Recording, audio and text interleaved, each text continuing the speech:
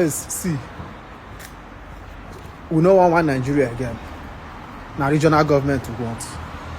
Nigeria go divide. Hausa go go, Yoruba go go, Igbo go go. Na me talk am. And as I talk am, na so it go be. You hear me ba? Kunji. Bazamu zamada ya kuma. Mungeji the one Nigeria, chucheni. Go when they yache bazaar Arab Nigeria law. And I want you to understand that these Muslims you see in Nigeria who are ruling you, they are not just Muslims. These people are bloody killers. When I tell you these people are terrorists, you think I'm joking. You know, we are not going to have election in 2027. If the Afenifere Director of Research, Dr. Afenifere, has issued a threat against Igbo. All right, there is this man working with Afenifere. Afenifere is a Yoruba pan-ethnic group. The man is the director of research, according to information I got. He's always saying one threatening word or the other. Yes, he goes to the extreme. The other time he said that there will be war or whatever against Igbos if Tinubu did not win the election. Now he's coming out to say that there will be no election in 2027. That if there will be election at all, that Tinubu must win it. And he always say this thing on a national television. Please watch and see if this thing is appropriate. we are not going to have election in 2027. If you ever have it, nobody can defeat Tinubu the way we are today. I don't know tomorrow. As of today, nobody can defeat President Tinubu, and because he's in control of almost 31 governors, and they all have allocations to dispense to the people, to INEC, to DSS, to police. Is that not true? We are all. If President Tinubu were to just exercise the utmost wisdom of a statesman, 4 years is enough for him to be president. He has done enough. He has achieved his economic reform. So, political reform is now the front burner of the agenda. We can't continue the way we are now with 100 million naira form to run for office. So that is what he said in Arise television, sometime not quite long. Well, that is out of place for me. It's completely out of place. An elderly man like this coming to issue threats all the time. He is fond of issuing threats. Yeah, and his threats are baseless. It's not that there are evidence attached to the threats. Now he's saying that there will be the war among Igbos and the Yorubas will be heightened, according to the one he said before that went viral. You can listen to him properly. Then we are going to start this session in full.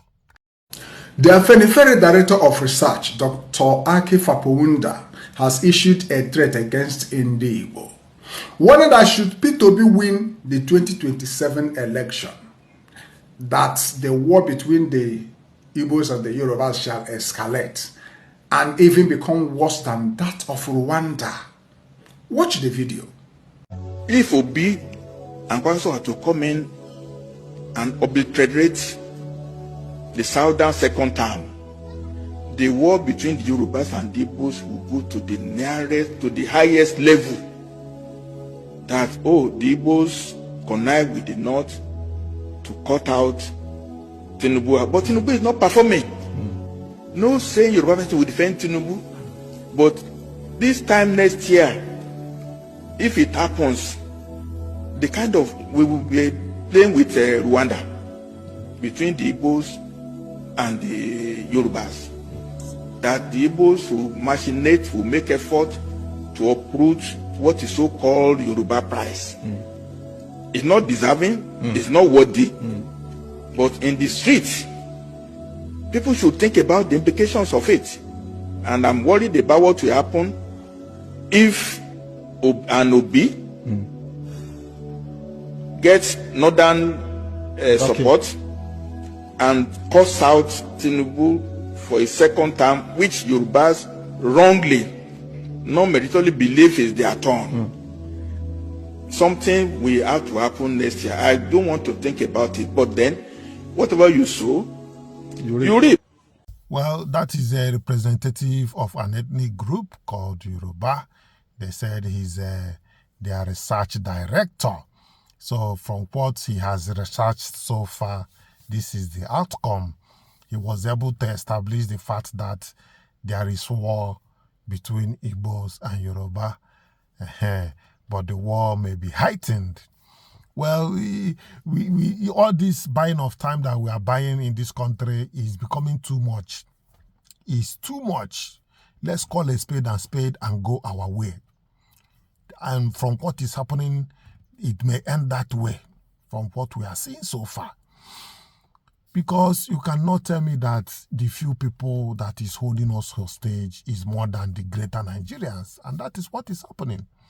The very few people that are in power hold the power very strong. And somehow, that is what I expect them to do. Let me explain. Somebody that is holding such position and having all the access would like to defend it. It is you.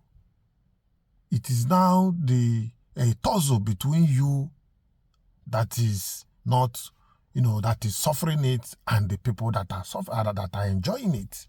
It is now a tussle between the two. And anyone that is stronger holds the day. That is human life for you. And that is the way it is. Nobody will come and say, okay, I'll do this, I allow you, we are okay now, we have belly food, you can now go. It doesn't work like that. You must hold what is yours with two hands and be dragging it. One day, somebody will get tired and the other person wins the day. That is it. Well, the youths now are coming up to tell us so many things. So that, look, let's call a spade a spade. This is what Nigeria is supposed to be. And people have been saying this thing in the past. Well, the recent people are also saying the same thing. Let's hear this young man. He has something to tell us. Yes, see. We no want Nigeria again. Now regional government we want. Nigeria go divide. Hausa go go, Yoruba go go, Igbo go go. Na me talk am. And as I talk am, na so it go be. You hear me ba? Kunji.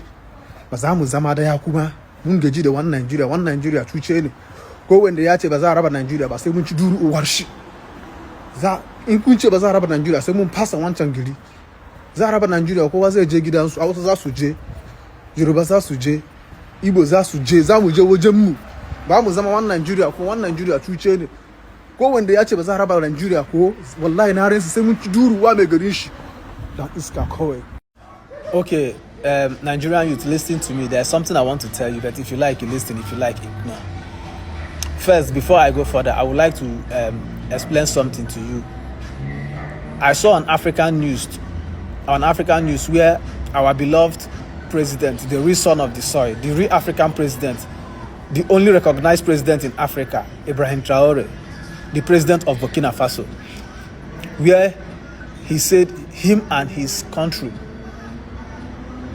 is against Sharia law. Sharia law, that is what I want to talk about today. He said they don't want Sharia law in their country. And for those Burkinabés who are in Saudi Arabia and in other parts of the nation studying Sharia law, after studying that your Sharia law, remain there, you and your Sharia law. Don't come to Burkina Faso with you and your Sharia law. What did you understand from this? That simply means Sharia law is not favorable. Because when you look at it, you know that Ibrahim Traore is a Muslim, but he condemns Sharia law. And I want you to understand that these Muslims you see in Nigeria who are ruling you, they are not just Muslims. These people are bloody killers. When I tell you these people are terrorists, you think I'm joking. You know, some Nigerian Muslim brothers and sisters will feel like we don't love Muslim or we are against Muslim. But they never know that inside Muslim there is Muslim. Them, they are seeing themselves like Muslim, but they don't know that there is Muslim who are even far bigger than them, whose agenda is to Islamize Nigeria, whose agenda is to make Nigeria bloody and inconvenience for us. So when you talk about Islaming, they become mad. But I want to break it down for you today. These people, I keep on telling you that your governors, your presidents in Nigeria today, the people ruling Nigeria today, their agenda is to Islamize you.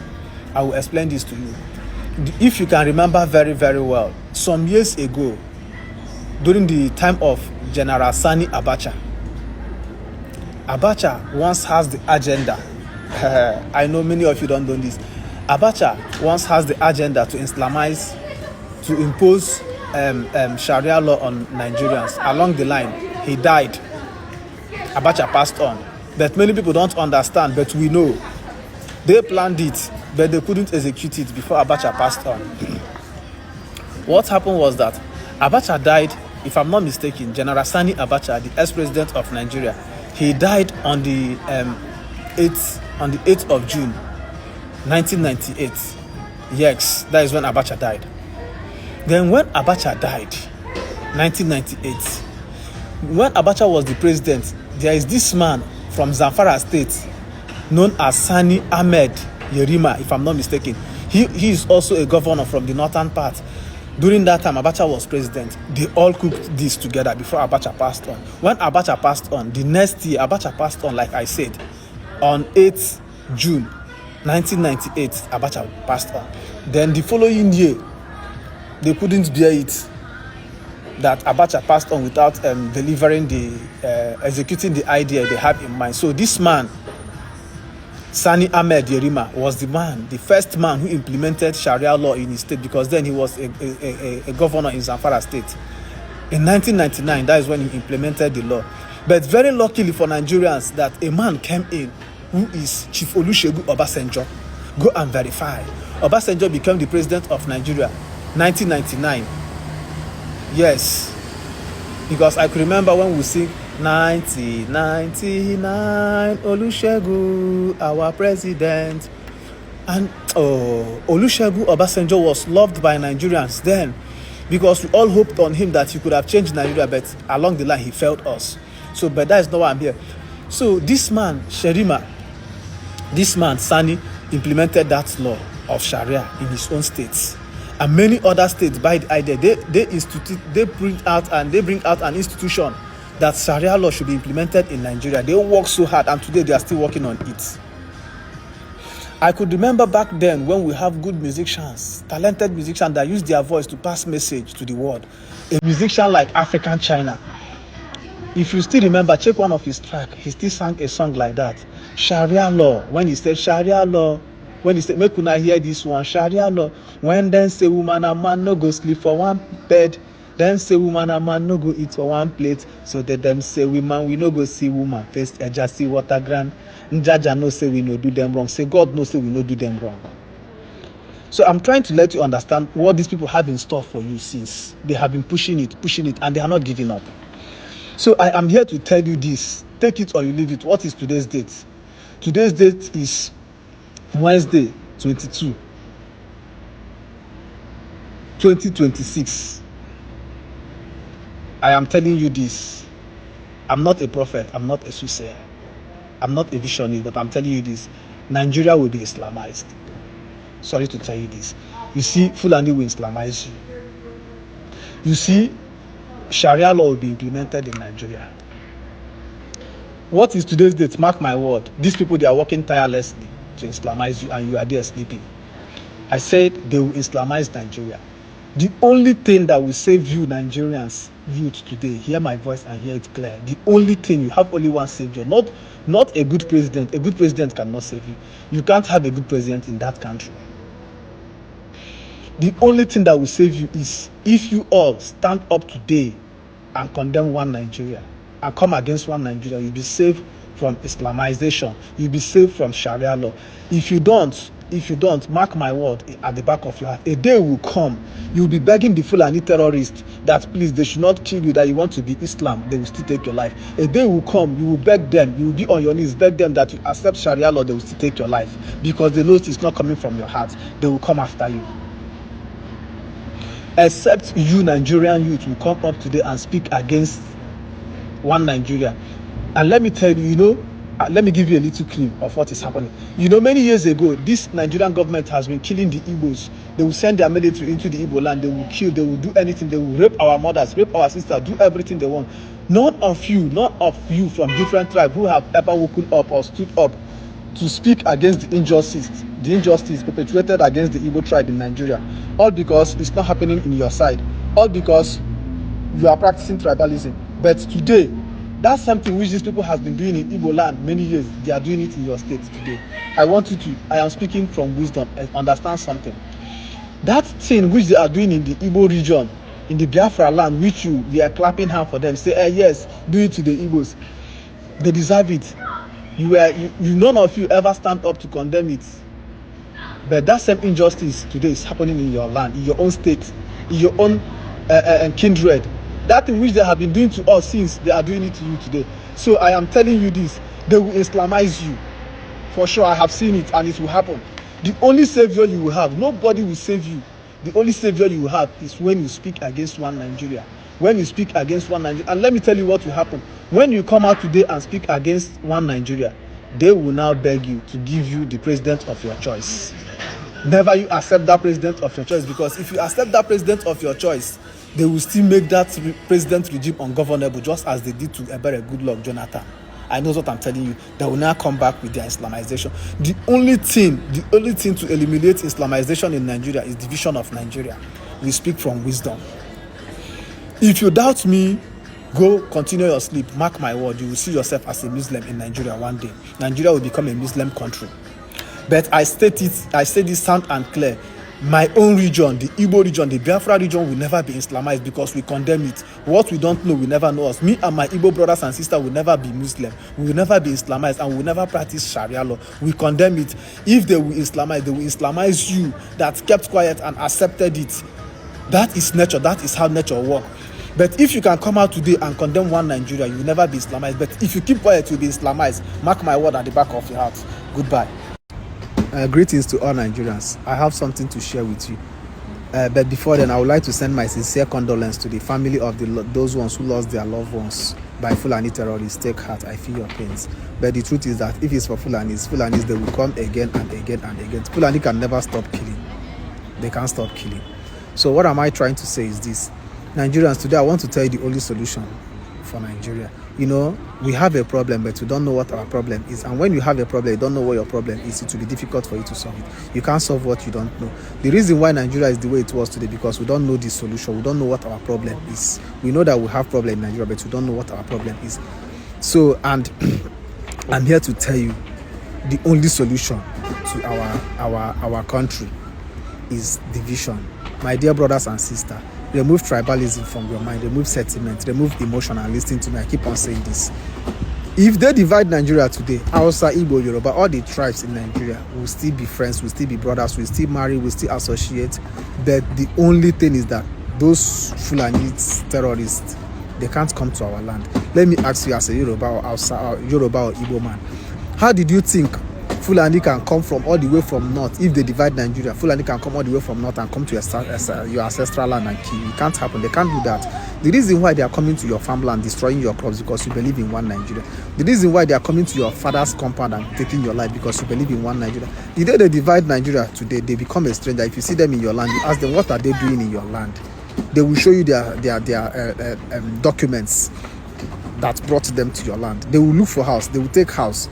You know where they are living. You know everything about them. They can't come and take your life like that. But these leaders, they know. That is why when you speak about referendum, their hearts panic. When you talk about dividing Nigeria, you are holding this leader on their dick, on their blockers. You are holding them tight.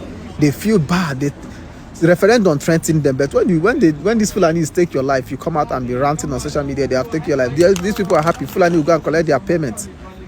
That is why they are holding Mazi Nnamdi Kanu, because they know that what the man is saying is shaking their heart. The man is shaking the table for them. The man is speaking the truth. The man is saying the only solution is divide Nigeria. Division of Nigeria is the only thing that will save Nigeria. Divide Nigeria today and save souls. Divide Nigeria and save souls. If you refuse to divide Nigeria, I promise you, me and you will grow old and see Nigeria like this. My father, the man who gave birth to me, is old today. And this thing has been happening right from day one. And today is old, he's still witnessing it. I have been witnessing all these things when I was a child. Today I'm an adult. Today it's still happening. The only solution for Nigeria is divide Nigeria. Dividing Nigeria does not mean we cannot associate. No.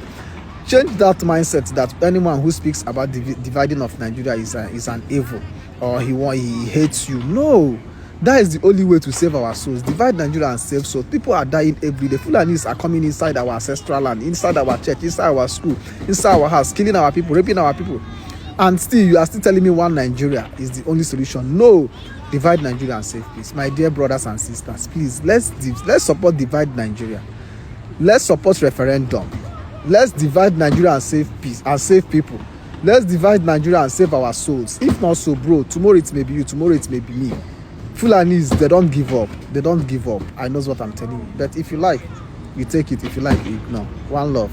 So that is coming from that young man, what he is telling us concerning the situation of Nigeria.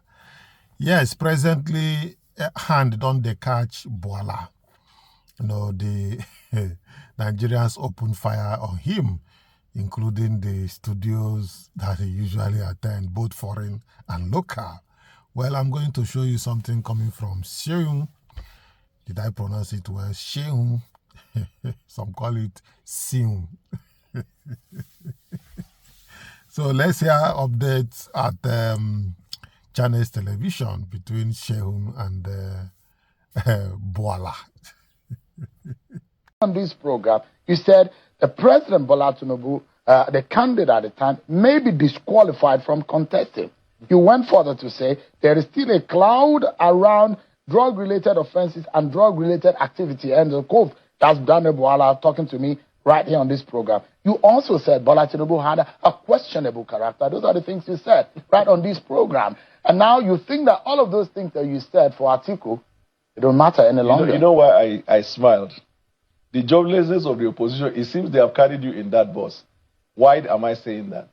This issue you raised, when will you get tired of asking me the same question? In the world today, the first person that started asking me this question was you. And you have done that more than 5 times. Are you not tired? They are completely inconsequential to what is happening. Boala, come and talk about the credibility of the letter. You people say President Trump lauded Tinubu. The question that should arise after, whether it is true or not, to what extent have you been lauded?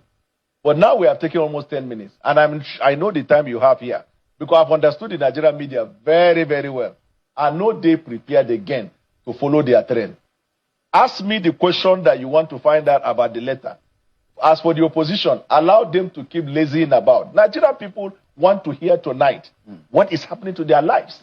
Will you kindly answer the question that I asked you? You said at that time that those things that you talked about are now baseless. Are you saying everything you said at that time we should discontinent? Nigerian people tonight want to know what is happening with their economy, with their education, and most importantly with security. And we have made substantial progress. First time in Nigeria's history, where the leadership of the President Bola Tinubu, brought about a very strong collaboration. You are not answering my questions, Mr. It's Boala. not a question. The question, I've asked you, before we get into that matter, I've asked you, this particular matter that I asked you, you said is baseless.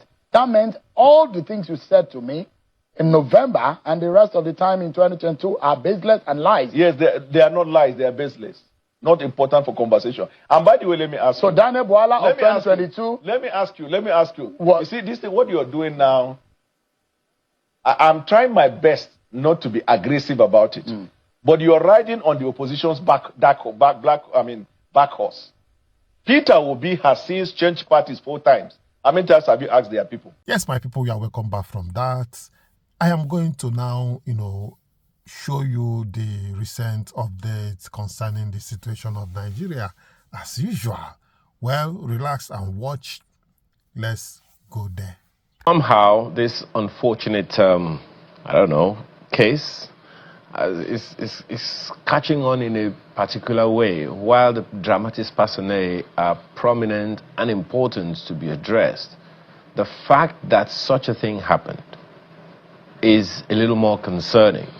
That and a number of other issues we'll be discussing this morning with a lawyer and principal counsel at GT Ogunye Chambers, Mr. GT Ogunye. He joins us here in the studio. Thanks for joining us this morning. It's my pleasure. Thanks for inviting me. First of all, we know that Mr. Afenifere has been named in this matter. Some guy, I forgot his name now, he's late, has also been named. One, Mr. Adeni Adeyemi has also been named in this matter. But then the issue is so many complexities seem to be playing out as far as this issue is concerned. Let's be clear, first of all. Is this matter in court? We know that the president has directed ICPC to look at it. The president has also, the National Assembly, the House of Representatives, is already doing some hearings. Is the case in court now? No, there was a charge that was preferred, but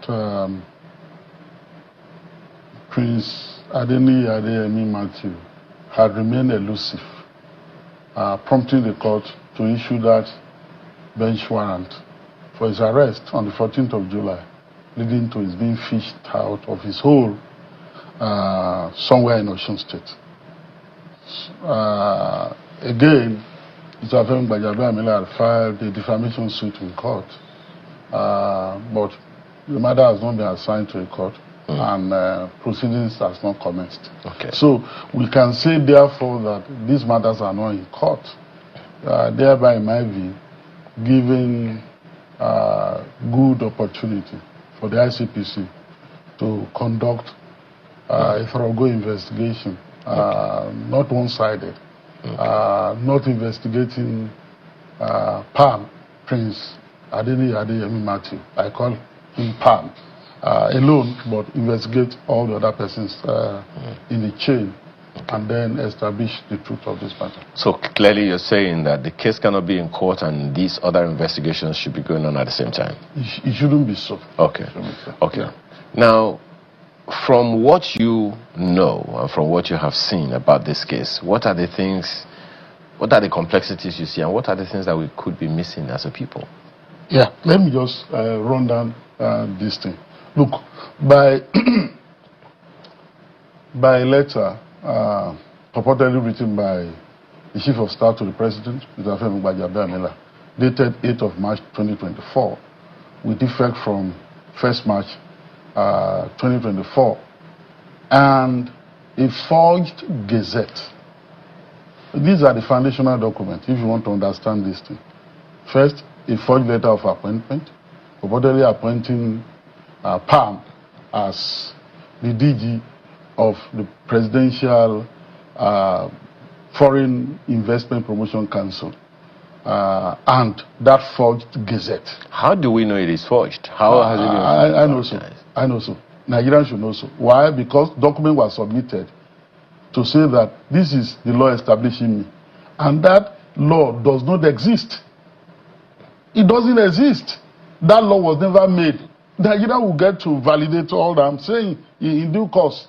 He submitted this document, and then the bureaucracy, federal bureaucracy, started reacting to him. First, he got an office in the federal secretariat from the office of the Secretary to the Government of the Federation. An officer there, facilitated that, which was what the head of service was saying, 2 days ago during the plenary session or the committee session investigating this matter in the House of Representatives.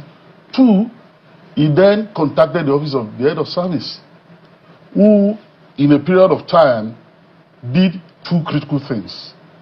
First, that office gave him an establishment document. That establishment document approved the number of staff he could get, grade level 4, and so on and so forth. It's called the establishment document. And 2, that office gave him a waiver to recruit his own staff. 2 important documents with these forged premises. Okay? 3, he then engaged the office of the Accountant General of the Federation, requesting via another forged letter from the office of the Permanent Secretary, State House, directed to the office of the Accountant General that his agency should be given administrative code for the purpose of budgeting, for the purpose of funding, of financing, and for the purpose of financial reporting. And the office of the Accountant General then reacted to that letter by sending this to the office of the Director General of Budget, Office of the Federation. And then, as the CBN had stated and validated, requested that accounts should be opened for this agency. So the Office of the Director General of Budget of the Federation received these 4 documents, namely, as I've said, establishment document, 2, waiver to recruit, called recruitment waiver, 3, to get a code, generating a code and transmitting it to that office, and 4, an application by the DG himself, the phony DG, that look, his personal cost should be included in the budget. So with these 4 documents, they opened a line for him and allocated to his agency the sum of 1.5 or 1.4 billion naira, covering personal cost 800 million, overhead cost 200 million, and 300 million capital vote. Well, unfortunately, until this whole thing unraveled, he had not been able to access any such money. That was why the CBN was saying that those accounts were dormant. So in the chain, you had these institutions reacting to this man who had gotten a footing at the Federal Secretariat, well-decorated place, putting photographs of people there, including the photograph of Doyin Salami, who led that office when Buhari was there. Because the man claimed that he was heading 2 agencies. Quite frankly, not just Presidential Foreign Investment Promotion Council, he also claimed that he was also the DG of the PIC, Presidential Economic Advisory Council. So you get to the office, he had the portraits of those who had headed such office and all that, and got at the stage the shower of Ogbomoso to come there and shower his royal blessings on him as a proud Ogbomoso son. It's ridiculous. It's unbelievable. But the Nigerian is naturally skeptical about this, particularly because certain names have been mentioned. The chief of staff, no less. And that the claim of 400 million naira bribe, directly or indirectly going to the chief of staff, pretty much gave this story its wings, because the moment the name of the chief of staff was mentioned, the case blew up. Now, there are those who are calling for the... First of all, tell us, because in all that you have spoken now, you haven't mentioned how the chief of staff's name came into this saga in the first place. Look, the chief of staff is innocent of this allegation. But I think that... But his name is very, very prominent. It's politically expedient for his traducers to latch on to that name. Now, who mentioned the chief of staff? The forger. This phony character. Who, in June, granted the press conference and alleged frontally, I can't believe the temerity, that he gave in 400 million to an intermediary who is now late. The Yoruba will say that the child of an impotent person, a eunuch who cannot father a child, is always abroad. He said that the Tanimola is dead. He said that he died in a hotel and that there was arson. And that it was through that Tanimola that he passed the money, was the one who arranged the money. How the money was paid, he didn't say. Whether in cash or transfer, he didn't say, and all that. But by just mentioning the name, is there a proof? Nigeria went to town. Is there a proof of that 400 million naira being sent anywhere? It would be has no proof. He just said it. But Nigeria, this is a country where, unfortunately, trust in government has broken down. And Nigerians are willing to believe anything that is negative about government. Because Nigerians have seen a lot in the hands of those who govern. I must say this. And so, with that atmosphere of cynicism, people tend to believe things. Look, here was a man who was only reacting, who was malicious. And how was he malicious? Look, in the old narrative, when the chief of staff received a communication from the Ministry of Foreign Affairs, and the ONSA, Office of National Security Advisor, also received a letter dated the same date, separately.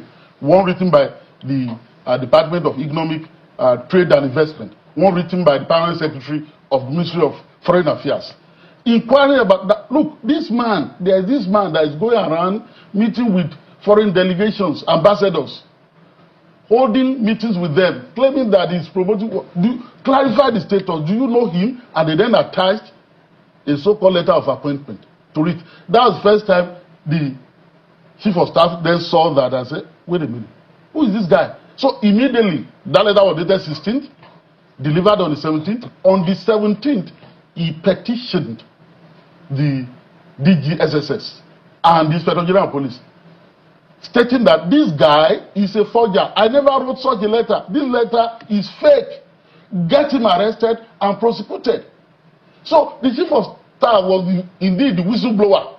All the people in the chain that I've told you about, none of them wrote it. None of them saw that this forgery. So it was the chief of staff that wrote that letter to the Inspector General of Police, following which the man was arrested and detained for 23 days. But there are those who will also say... Just let me land that on that. Nigeria didn't know then. The man was detained for 23 days. He didn't complain about being killed then in detention. And when he was to be charged to court, the charge was filed. He said his lawyer was not there. First date. So they gave him a date for his lawyer to come. The second time, his lawyer came. They said that he was ill. The third time, the judge didn't sit. The fourth time, it was the turn of his lawyer to be sick. Until he then went to town and started talking about being killed and all that. Which then made him to say that, I cannot come out, I cannot go to court. Which then led to the bench warrant being issued. The point to note is that this man never mentioned, even in the investigation report, the first time he was arrested, never mentioned anything about 400 million. Never mentioned anything about Bajabe Amila. But it was when he was arraigned, and the chief of staff then learned that the man quietly was still parading himself and very quiet, perhaps hoping that this money that had been allocated to him in the budget would just trickle into that account, or some other things will happen. He didn't shout. Nigeria didn't know. It was the chief of staff again, the second time, on June 11th. That said, this man that I'm still hearing about, he then did a public disclaimer of the man. Okay. And so, in my view, it was in reaction to that, in a very malicious way, that the man then had a press conference and stated all that he had to say and all that. Well, I'm pretty sure that Kayla has some questions for you as well on this issue. Kayla, go ahead. Indeed, Mr. GT, I mean, it's expected to hear you defend your client. You are Mr. Femi Gbajabiamila's lawyer. In fact, the statement that I'm looking at right now actually came from you, where you said your client gave his testimony. That's when he responded to the invitation by the ICPC. But before I go into the major questions I have for you, is it possible for us to know some of the questions he was asked? Because we weren't privy to some of the things that your client was asked. Is it possible to get that, or is there a rule saying we can't hear that? The matter is still under investigation. It may not be professionally ethical for me to then disclose the questions. It's about, pretty much the question is about this letter. What's the source? You know, did it emanate from your office? And the answer is in the public domain. The office of the chief of staff does not, as a matter of practice, rules and procedure, issue appointment letter in the federal, public service. The office of the SGF does. So from the beginning, that letter couldn't have been issued by his office. That letter couldn't have been issued by his office, apart from the fact that the letter on his face patently is forged. Why? Seal-wise, signature-wise, everything is, the letter is a forgery, and it's even patent on his face. For example, if you were privy to see a copy of the letter, which I've seen, the reference letter in the usual letter written by the office of chief of staff, you have SH, Mini State House, /COS. Then the remainder space is left. So that depending on the letter that is being issued and the sequence, you then use pen to put the remainder of the... This guy just forged his letter, typed everything. Because it's a forgery. Okay. All right, so thanks for that clarification. I want to quote you. You said, at the very least, we can allege negligence by this administration on this particular matter, to confirm that you said that. And the fact that negligence, the fact that you who are Femi Gbajabiamila's lawyer, can say that the least we can do is say negligence at least happened. Isn't negligence enough for there to be more questions as to how we could allow something like that happen? What do you think should be the punishment, let's use the word punishment, for this sort of negligence at this level of governance? That answer was in direct response to the question posed by Dr. Ruben Abati. It is true. and he posed the question, is this administration guilty of incompetence? And I thought that if I were to say so, that would be,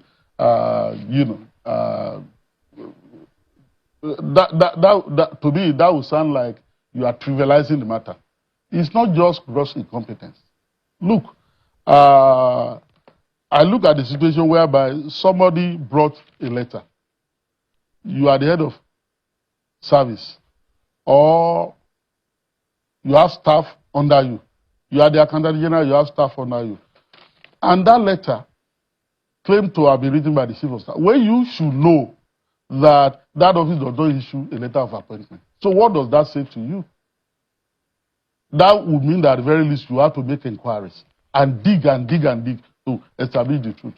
But all these things didn't happen across this chain. That's the point I'm making. And I'm saying that if we are not talking about willful connivance, deliberate collusion on the part of those persons who ought to have known, either at the middle level stage, preparing documents for their, because some of those documents are just signed for the SGF, for the permanent secretary, for the head of service, really. And so public service is a very dangerous and treacherous place. So if we're not talking about collusion, the very least is that we're talking about gross negligence, which should attract severe punishment, in my view, because this is a sordid matter. It's so embarrassing that somebody, even if you admit that, yes, this is forgery, everything, that somebody could walk his way like that into the purse of government at that level is incredible. It's incredible. Who should be punished? Who dropped the ball, in your view? Who should who should face punishment for this matter, in your view? The question this way, because that question is putting me on the spot. You said that I'm counsel to the chief of staff. So if I say he has nothing to do with this matter, and I then start apportioning blame to the other authorities in the chain, they are in the same government. But it should be obvious to Nigerians who dropped the ball. For example, in some of the communications, Nigerians will be shocked to realize that this man, who was calling himself the DG of the Presidential Foreign Investment Promotion Council, interchangeably was calling his agency Presidential Foreign Intervention Council. Yes. And so the officials who are communicating back to him were interchangeably using that name also. Meaning, this is what I'm saying. This man presented documents. I am Presidential Foreign Investment Promotion Council. He forged a gazette. Presidential Foreign Investment Promotion Council. He then wrote a letter asking for codes, asking for establishment document, asking for, and he was calling himself Presidential Foreign Intervention Promotion Council, using intervention and investment interchangeably. And so the authorities were also using that name. So is it that at the very basic level, at the very minimum level, the authorities weren't sure what name that agency was bearing? More so when he would write as DG PEAC / that's Presidential Economic Advisory Council, and then / Presidential Foreign Investment Promotion Council. So there are enough red flags that ought to have been seen by this body, so that if it were not a case of collusion, it would be,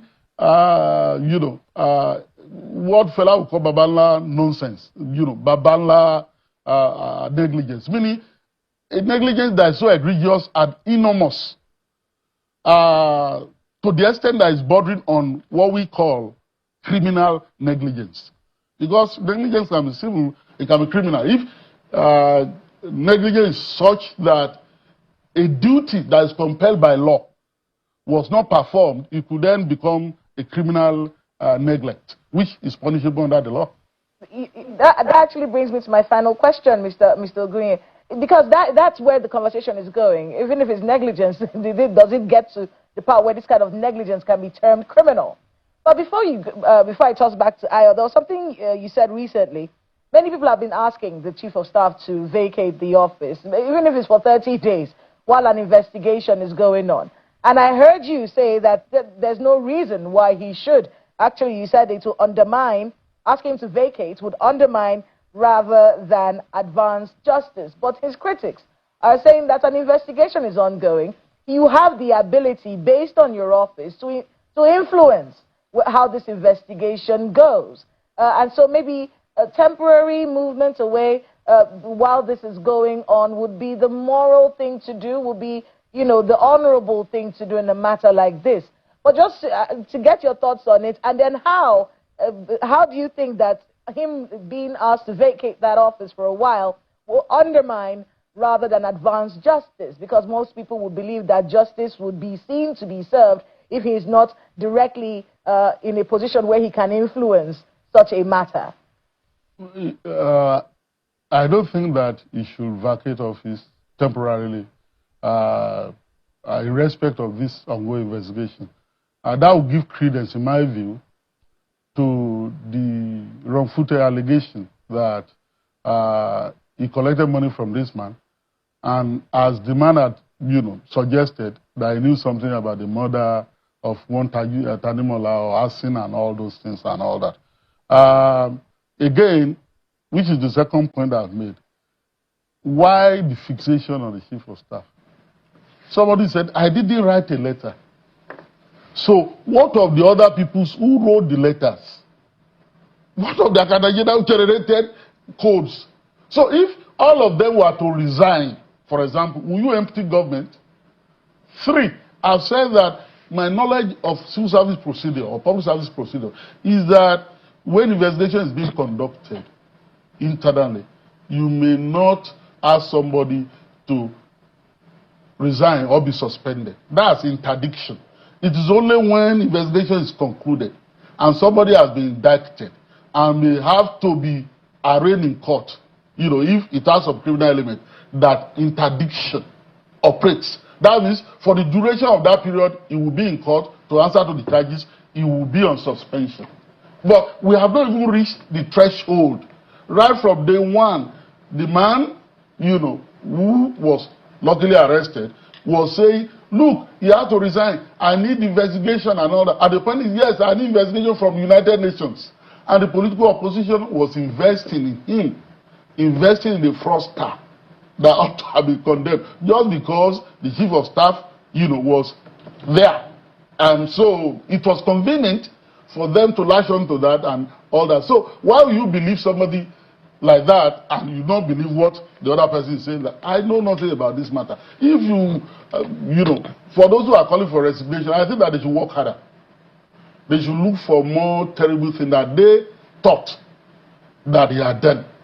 And then perhaps, start working on that. But on this one, I think that is... So, in long and short, you don't think that the Chief of Staff has any case to answer? No. It's a very convenient instruction and brief for me. Okay. Because of truth and honesty. If he had something to do with this, perhaps I would not be acting in this capacity. Well, thank you very much for your time this morning. Mr. Ajiti Ogunye is a lawyer and principal counsel at Ajiti Ogunye Chambers. Thank you again for your time with us. And that's the show this morning. Thank you for the privilege of being a part of your day. I'm Ayo Makinde. Business Morning is on the hour. Enjoy the rest of your day. And I'm Kayla Magua. All right, viewers, I thank you for coming along with me. Please, if you have not subscribed to Yanga Life channel, click on the subscription button, notification bell, like this video, and don't forget to share it. Until I come your way next time.